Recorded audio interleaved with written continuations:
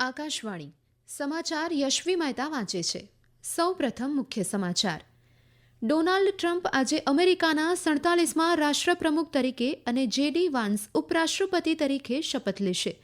કોલકાતાના સિયાલદાની અદાલતે આરજીકર વિશ્વવિદ્યાલય દુષ્કર્મ અને હત્યા કેસના મુખ્ય આરોપી સંજય રોયને આજીવન કેદની સજા ફરમાવી.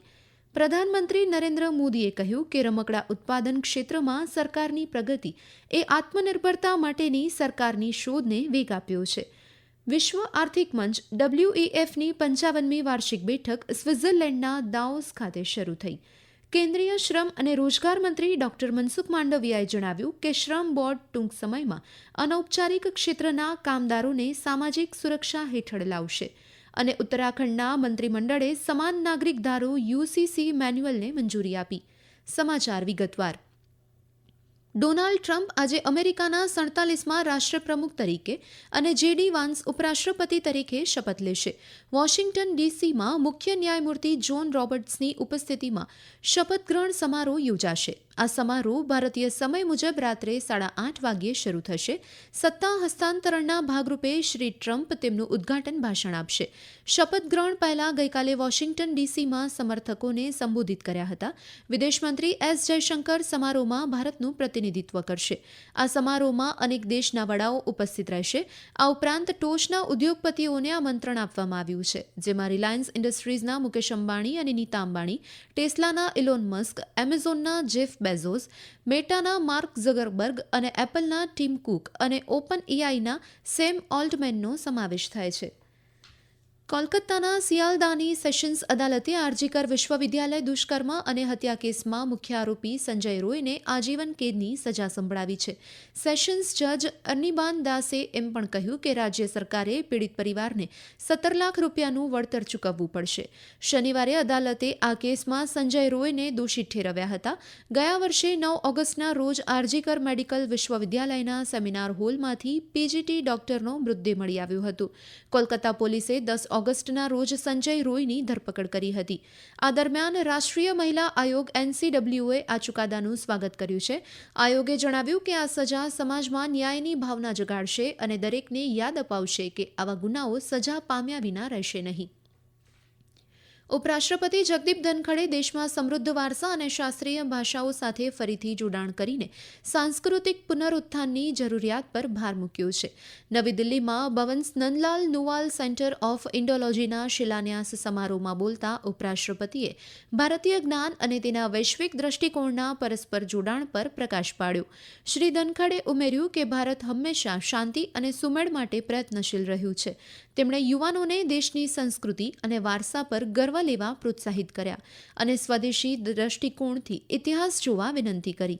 આ ઇન્ડોલોજી કેન્દ્ર ભારતીય સંસ્કૃતિને જાળવવા અને નાગરિકોમાં શાસન અને શાસનના પ્રાચીન સિદ્ધાંતો વિશે જાગૃતિ લાવવામાં મહત્વપૂર્ણ ભૂમિકા ભજવશે.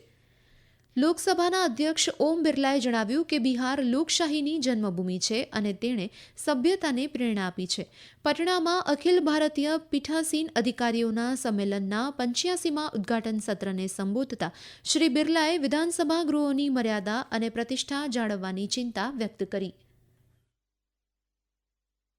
2025 का पीठासीन अधिकारी सम्मेलन नए संकल्पों के साथ, नए विचारों के साथ देश के लोकतांत्रिक संस्थाओं को सशक्त मजबूत करते हुए देश के 140 करोड़ लोगों को इस लोकतांत्रिक संस्थाओं के माध्यम से उनकी आकांक्षा पूरी हो, ये सारी जिम्मेदारी पीठासीन अधिकारी के रूप में हमारी है. પ્રધાનમંત્રી નરેન્દ્ર મોદીએ કહ્યું કે રમકડા ઉત્પાદન ક્ષેત્રની પ્રગતિએ આત્મનિર્ભરતા માટેની સરકારની શોધને વેગ આપ્યો છે અને પરંપરાઓ અને ઉદ્યોગ સાહસિકતાને લોકપ્રિય બનાવી છે. મન કી બાત અપડેટ્સ નામના સોશિયલ મીડિયા પ્લેટફોર્મ દ્વારા કરાયેલી પોસ્ટનો જવાબ આપતા શ્રી મોદીએ ઉલ્લેખ કર્યો કે મન કી બાતના એક એપિસોડ દરમિયાન તેમણે સમગ્ર ભારતમાં સામૂહિક પ્રયાસો દ્વારા રમકડા ઉત્પાદનને વેગ આપવા વિશે વાત કરી હતી. સંરક્ષણ મંત્રી રાજનાથસિંહે જણાવ્યું કે યુવાનો દેશની મિલકત છે, જે રાષ્ટ્ર નિર્માણ અને સમૃદ્ધિમાં યોગદાન આપશે. દિલ્હી ખાતે નેશનલ કેડેટ કોર્પ્સ NCC પ્રજાસત્તાક દિવસ શિબિરને સંબોધતા શ્રી સિંહે કહ્યું કે ભારતની સંસ્કૃતિ તેના 140 કરોડ લોકોની એકતા દ્વારા જોડાયેલી છે અને દરેક વ્યક્તિ નો વિકાસ સમાજના વિકાસને પ્રતિબિંબિત કરે છે. શ્રી સિંહે લોકોને તેમના જીવનમાં શિસ્ત, એકતા અને રાષ્ટ્રીય અખંડિતતાને પ્રાથમિકતા આપવા પર પણ વિનંતી કરી હતી, કારણ કે તે વિકાસના માર્ગ પર આગળ વધતા રાષ્ટ્રના પાયા છે. આ સમાચાર આપ આકાશવાણી પરથી સાંભળી રહ્યા છો. આ સમાચાર આપ અમારી YouTube channel AIR news Gujarat પર પણ સાંભળી શકશો. વધુ સમાચાર માટે અમારી વેબસાઇટ newsonair.gov.in/gujarati અને અમારા એક્સ હેન્ડલ AIR_news_ABAD ને ફોલો કરી શકશો. પ્રયાગરાજમાં ચાલી રહેલા મહાકુંભ 2025માં સમગ્ર ભારત સહિત વિશ્વમાંથી મોટી સંખ્યામાં ભક્તો ઉમટી રહ્યા છે. મૌની અમાસના અવસરે રેલવે બોર્ડ દ્વારા ભક્તો માટે ખાસ ટ્રેન દોડાવવાનું આયોજન કરાયું છે. પ્રસ્તુત છે એક અહેવાલ.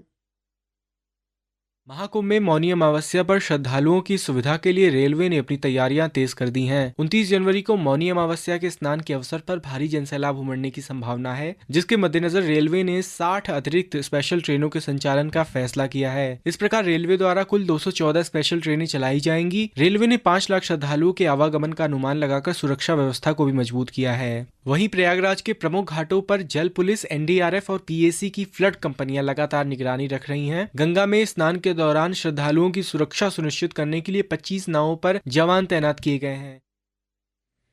વિશ્વ આર્થિક મંચ WEFની 55મી વાર્ષિક બેઠક સ્વિટ્ઝરલેન્ડના દાવોસ ખાતે શરૂ થઈ છે. આ વૈશ્વિક બેઠકમાં 350 સરકારી નેતાઓ સહિત 130થી વધુ દેશના લગભગ 3000 નેતાઓ હાજરી આપશે. ભારતનું પ્રતિનિધિત્વ માહિતી અને પ્રસારણ મંત્રી અશ્વિની વૈષ્ણવ, જળશક્તિ મંત્રી CR પાટીલ, નાગરિક ઉડ્ડયન મંત્રી કે રામમોહન નાયડુ, ખાદ્ય પ્રક્રિયા ઉદ્યોગ મંત્રી ચિરાગ પાસવાન અને કૌશલ્ય વિકાસ અને ઉદ્યોગ સાહસિકતા રાજ્યમંત્રી જયંત ચૌધરી કરી રહ્યા છે. 5 દિવસીય કાર્યક્રમ દરમિયાન ભારતના સમાવેશી વિકાસ અને ડિજિટલ ક્રાંતિના મોડેલને પ્રકાશિત કરવામાં આવશે. આર્થિક મંચના અધ્યક્ષ અને CEO બોર્ગે બ્રેન્ડે દાવોસમાં એક ભારતીય ચેનલ સાથેની મુલાકાતમાં આર્થિક સુધારણા માટે રોકાણના આધાર પર ભારત માટે 7થી 8% વૃદ્ધિદરનું અનુમાન વ્યક્ત કર્યું હતું. કેન્દ્રીય શ્રમ અને રોજગાર મંત્રી ડોક્ટર મનસુખ માંડવિયાએ જણાવ્યું કે શ્રમ બોર્ડ ટૂંક સમયમાં અનૌપચારિક ક્ષેત્રના કામદારોને સામાજિક સુરક્ષા હેઠળ લાવશે. ડોક્ટર માંડવિયાએ નવી દિલ્હીમાં અનૌપચારિક ક્ષેત્રમાં કામદારો માટે ઔપચારિકતા અને સામાજિક સુરક્ષા કવરેજ પર 2 દિવસીય આંતરરાષ્ટ્રીય સેમિનારના ઉદ્ઘાટન પ્રસંગે આમ જણાવ્યું હતું. શ્રી માંડવિયાએ ઉમેર્યું કે કોઈપણ પ્રકારના ભેદભાવ વિના કામદારો માટે સામાજિક સુરક્ષા સરકારની પ્રાથમિકતા છે. વધુ માહિતી આપતા શ્રી માંડવિયાએ આ મુજબ જણાવ્યું હતું. गिग वर्कर्स आज देश और दुनिया के लिए एक न्यू वर्कफोर्स है. हमने हमारे लेबर कोड में गिग वर्कर्स के लिए और गिग वर्कर्स की डिफिनेशन भी आइडेंटिफाई करी है और शॉर्ट टाइम में ही हम गिग वर्कर्स को सोशल सिक्योरिटी के अंदर लेके आएंगे. जो देश में आज 7 और 8 मिलियन से अबव उसकी संख्या हो चुकी है. ઉત્તરાખંડના મંત્રીમંડળે સમાન નાગરિક ધારો UCC મેન્યુઅલને મંજૂરી આપી દીધી છે, જેનાથી રાજ્યમાં તેના અમલીકરણનો માર્ગ મોકળો થયો છે. દહેરાદૂનમાં મંત્રીમંડળની બેઠક બાદ મીડિયા સાથે વાત કરતા મુખ્યમંત્રી પુષ્કરસિંહ ધામીએ UCCની અસર અંગે આશાવાદ વ્યક્ત કર્યો. તેમણે જણાવ્યું હતું કે ઉત્તરાખંડ દ્વારા UCC અપનાવવાથી દેશના બાકીના ભાગ માટે પ્રેરણા મળશે. શ્રી ધામીએ આ વિશે વધુ માહિતી આપી હતી. माननीय मंत्रिमंडल में इस बात पर हमने चर्चा करी है कि जल्दी से जल्दी हम डेटों का चूंकि सारी तैयारी होने के बाद, चूंकि भारतवर्ष में सबसे पहले UCC लागू करने वाला राज्य देवभूमि उत्तराखंड बनने जा रहा है, तो सभी चीजों की समीक्षा करने के बाद हम जल्दी ही डेटों का ऐलान करेंगे. મહિલા હોકી ઇન્ડિયા લીગમાં JSW સિરમા હોકી ક્લબ અને દિલ્હી SG પાઇપર્સ વચ્ચે રાંચીના Marang Gomke Jaipal Singh Munda hockey stadium ખાતે મેચ ચાલી રહી છે.